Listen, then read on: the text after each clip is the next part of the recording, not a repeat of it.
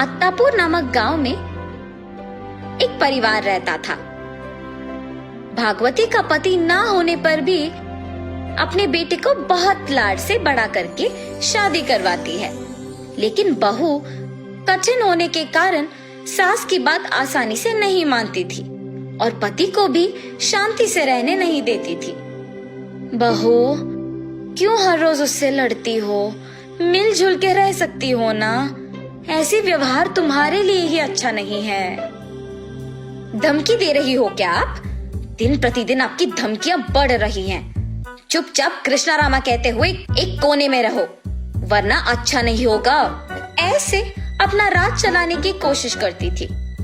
थक के घर आए हुए पति को पानी देकर आराम करवाने के बजाय अपने सास के बारे में बुराइयां करती थी। ये देख भागवती सिर पकड़ के कहती है, हे भगवान, मुझे ऐसी बहू देकर किसी को भी शांति नहीं दिया आपने। ऐसे हर रोज बहू का व्यवहार देख दुखी होती है। दूसरी तरफ, छे, इस बुढ़िया के वजह से कोई शांति नहीं रही मेरी जिंदगी में। जब तक ये मर ना जाएगी ना, मैं खुशी से नहीं रह पाऊंगी। ये सोच के अगले ही दिन उसके पीने के चाय में जहर मिला के उसे पिलाती है। पिलाने के बाद, सासू माँ, फूल काट के आएंगे, चलिए ना। ऐसे हाथ में फूलों के लिए टोकरी लेकर कोई ना रहने के जगह ले जाती है। देखिए ना, यहाँ कितने अलग प्रकार के फूल हैं, काट के आइए। आप ना उधर जाइए, मैं इस तरफ जाती हूँ। ऐसे कह के उसकी सास को वही छोड़ के चली जाती है। भागवती फूल काटते हुए कमजोर होकर शरीर में पूरा पसीना आकर मुंह से जहर बाहर आके जमीन पे गिर जाती है। गिरने के कुछ ही देर में भागवती की आत्मा उसके शरीर से बाहर आती है, सफेद साड़ी में, पैर के बिना खुले बाल के साथ। अपने आप को नीचे पड़े हुए देख सोचती है, हाँ, ये क्या? मेरी शरीर वहाँ क्यों है? मैं क्यों ऐसे हूँ?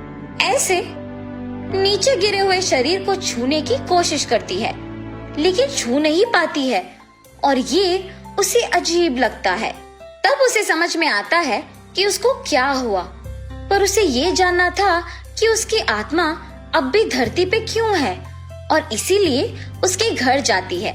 तब उसका बेटा उसकी बहू से, माँ कहाँ है? कहीं दिख नहीं रही है। मुझे क्या पता, आप जाके ढूंढिए ना, जैसे आपकी माँ मुझे बता के थोड़ी जाती है।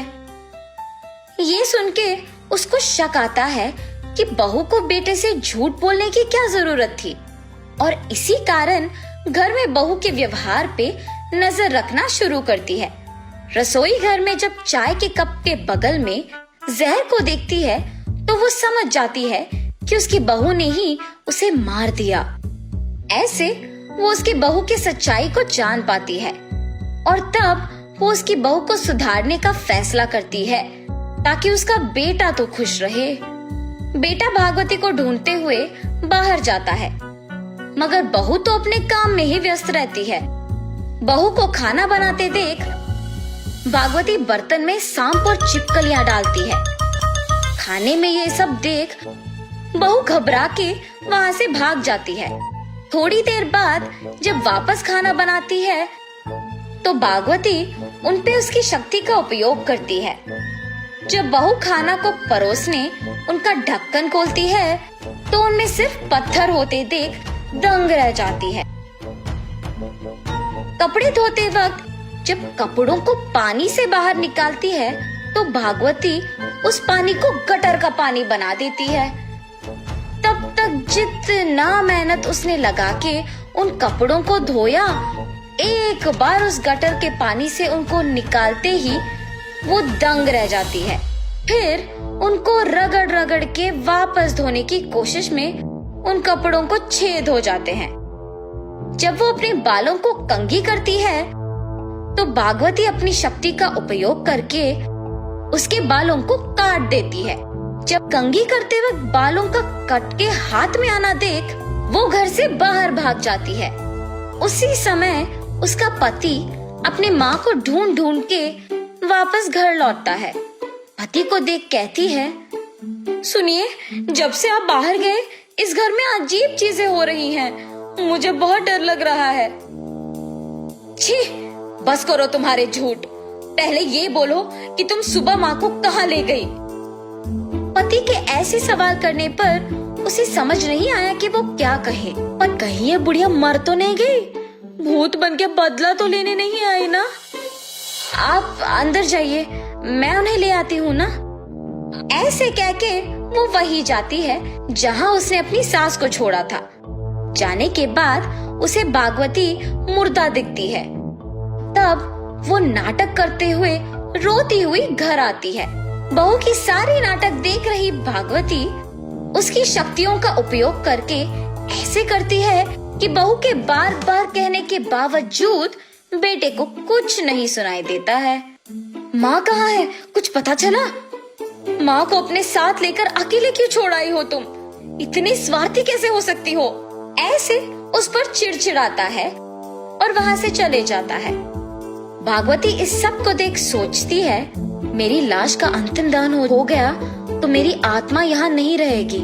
उससे पहले ही मुझे अपनी बहू को एक सबक सिखाना होगा। ये फैसला करके अपनी बहू के पास जाती है। पूरे घर में जोर की हंसी, चीखे, खिड़कियों का खड़खड़ाहट, तेज हवा, ये सब करके अपनी बहू को डराती है। क्यों बहू, सुबह से सब कुछ अजीब लग रहा है, नहीं? मैंने सिर्फ ये सोचा कि तुम में संस्कार नहीं है, पर तुम तो खूनी निकली। आज से अगर इस व्यवहार को नहीं बदलोगी तो इससे ज्यादा पछताओगी, याद रखना। ये कह के वहाँ से गायब हो जाती है। बहू भागवती की बातें सुनकर डर जाती है और उसको ना मरने का शुक्रिया अदा करके वहाँ से उठ जाती है। सास के बारे में अपनी पति से कह के उनका अंतिम संस्कार करवाती है। तब से अपने पति का अच्छा ख्याल रखते हुए बच्चों के साथ खुशी से जिंदगी बिताती है।